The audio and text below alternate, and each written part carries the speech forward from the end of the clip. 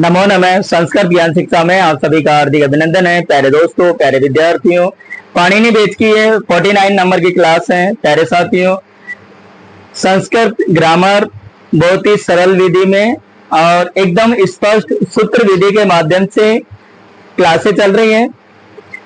प्रत्येक का टॉपिक चल रहा है। लेकिन प्यारे साथियों, इससे पहले यदि आप मेरे चैनल पर नए हैं तो मेरे चैनल को लाइक शेयर और सब्सक्राइब जरूर करें। चलिए स्टार्ट करते हैं।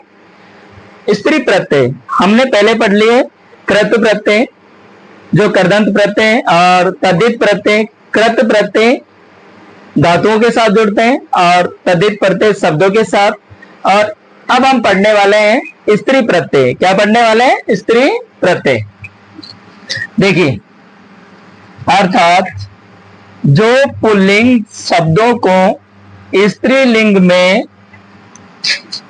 परिवर्तित करने के लिए प्रयुक्त होता है, यानी जो प्रत्यय पुल्लिंग शब्दों को स्त्रीलिंग में परिवर्तित करने के लिए प्रयुक्त होते हैं, यानी परिवर्तन करने के लिए प्रयुक्त होते हैं, वे क्या कहलाते हैं? वे स्त्री प्रत्यय कहलाते हैं।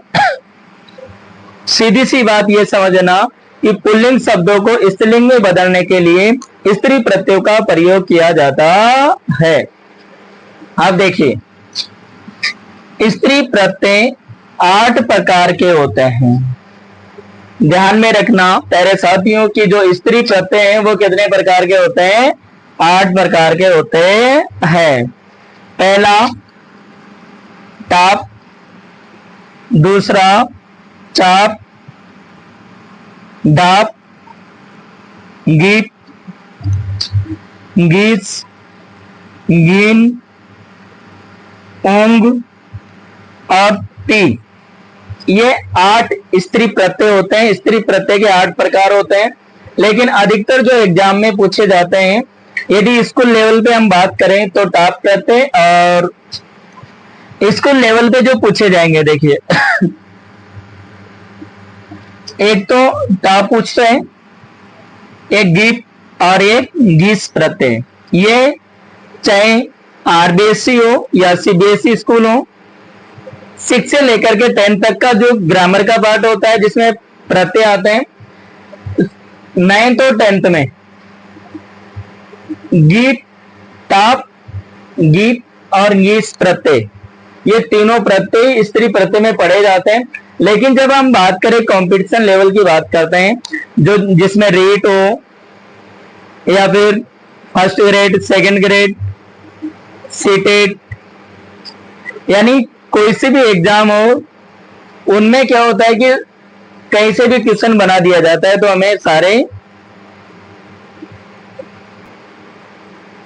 ठीक है। तो इस तरीके से हम देखिए, क्योंकि ये पाणिनि बेच है, मैंने आपको बताया था कि इस पाणिनि बेच में मैं आपको संपूर्ण ग्रामर और संस्कृत साहित्य का इतिहास, उसके बाद में शिक्षण विधियां भी मैंने ऐड किए। तो प्यारे साथियों, ये अब तक की देख लीजिए आप, 48 नंबर की 48 क्लासें कंप्लीट हो गई है पाणिनि बेच की।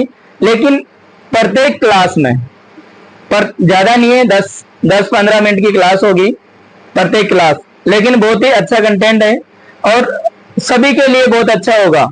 यदि आपको सरल विधि में जीरो लेवल से यदि ग्रामर को स्टार्ट करना है, जीरो लेवल से व्याकरण सीखना है, तो आप मेरे चैनल को सब्सक्राइब करके और रोजाना, क्योंकि इसकी जो क्लास होती है रोज शाम को 8 बजे अपलोड हो जाती है और संडे को प्यारे साथियों 12:30 बजे अपलोड होती है। 12:30 PM को दिन में होती है। चलिए, आप जल्दी से इसका स्क्रीनशॉट ले लीजिए एक बार। तो आप प्रत्यय पढ़ रहे हैं और ये स्त्री प्रत्यय का पहला सूत्र है। और देखिए क्या होगा इसमें, आजाद तश टाप है सूत्र है। ये क्या कहता है कि आजादी गण में आए, आजादी गण में आए अज शब्दों से तथा रिस अकारांत शब्दों से स्त्री प्रत्यय टाप प्रत्यय होता है।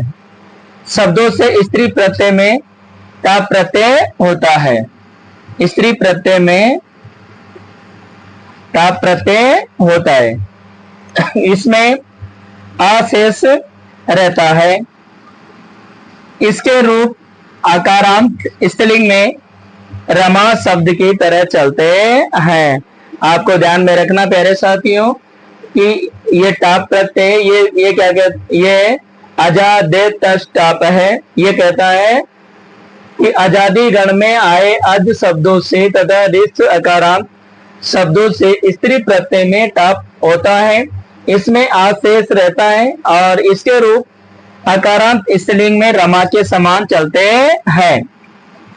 देखिए पहला है अज प्लस टाप। तो देखिए ये पुल्लिंग वाला शब्द है, इसको हम क्या करेंगे स्त्रीलिंग में चेंज करेंगे तो क्या होगा, टाप प्रत्यय का क्या शेष रहता है प्यारे साथियों, यानी इसका आशेष रहता है। मैंने बताया ना यहाँ पर आशेष रहता है। तो देखिए टाप टैव और पै की क्या हो जाएगी, इत्संज्ञा हो जाएगी अर्थात लोप हो जाएगा और क्या शेष रह जाएगा, आशेष रहेगा। तो क्या बनेगा ये अजा।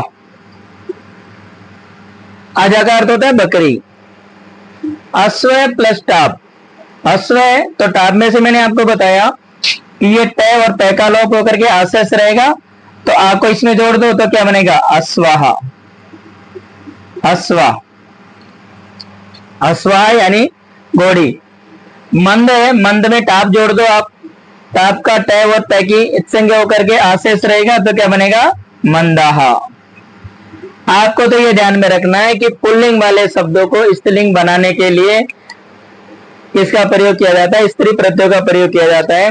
और यहाँ क्या होगा, जब इस तरीके से और वहां यदि प्रत्यय आपसे करवा रहा है तो ध्यान में रखना टाप प्रत्यय में आशेष रहता है, यानी टै और पै की इत्संज्ञा होकर के लोप हो जाता है। शूद्र प्लस टाप तो क्या बनेगा शूद्रा। चटक प्लस टाप तो क्या बनेगा चटका। और वत्स, वत्स प्लस टाप, वत्स का तो था पुत्र, तो वत्सा क्या हो जाएगा पुत्री हो जाएगा। तो क्या बन जाएगा वत्साहा। टाप प्रत्यय याद रह जाएगा, टाप प्रत्यय का आशेष रहता है और टै और पै की इत्संज्ञा हो जाती है अर्थात लोप हो जाता है, ये दोनों हट जाते हैं। कोकिल प्लस टाप तो क्या बनेगा कोकिला, क्योंकि टाप का क्या शेष रह रहा है आ। अब कोकिल में आ जोड़ेंगे तो क्या बनेगा कोकिला। जैसे बाल है तो क्या बनेगा बाला, बाल है बालक तो बाला बालिका। गंग प्लस टाप तो क्या बन जाएगा टै और पै की इत्संज्ञा और क्या शेष रहता है आ, तो क्या बनेगा ये गंगा। क्या बन जाएगा गंगा। मेद प्लस टाप तो क्या बनेगा मेदा। एडक प्लस टाप तो क्या बनेगा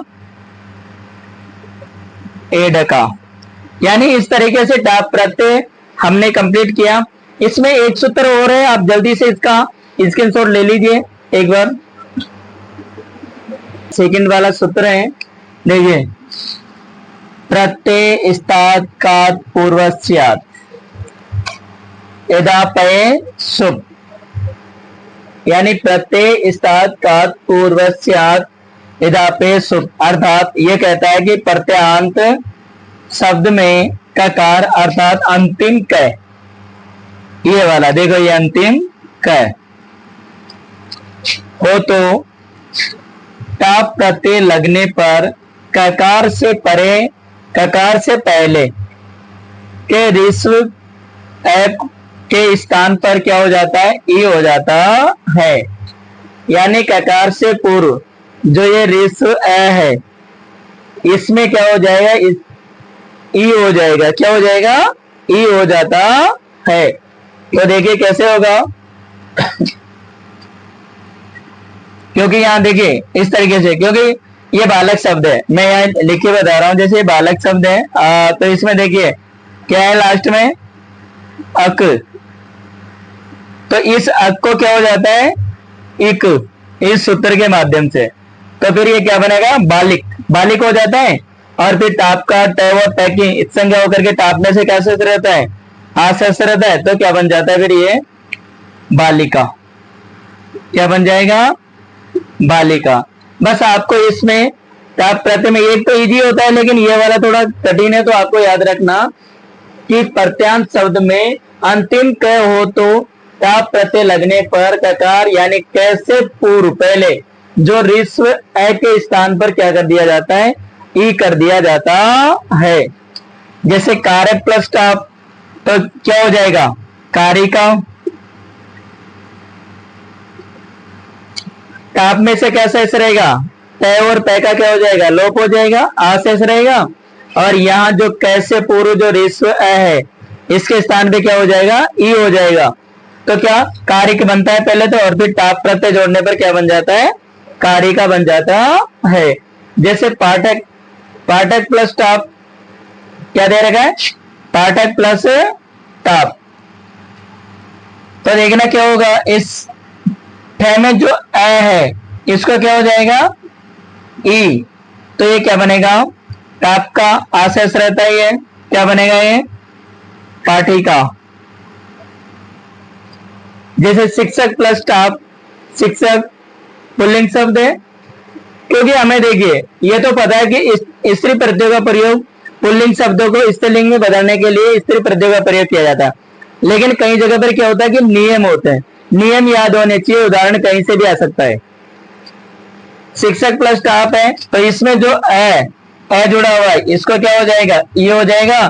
तो पहले तो क्या बनता है, ये स्थिति तो ये बनेगी शिक्षक, इसमें क्या करना है फिर आ जोड़ दो तो क्या बन जाएगा, ये शिक्षिका। क्या बनेगा, शिक्षिका।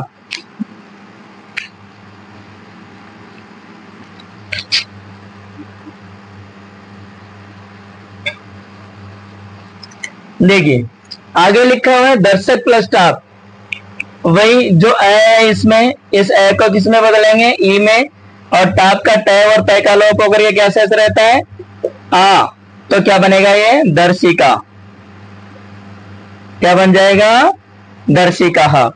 जैसे मोदक प्लस टाप तो यहाँ अ है, अ को क्या हो जाएगा, ई, और टाप का क्या शेष रहता है, आ।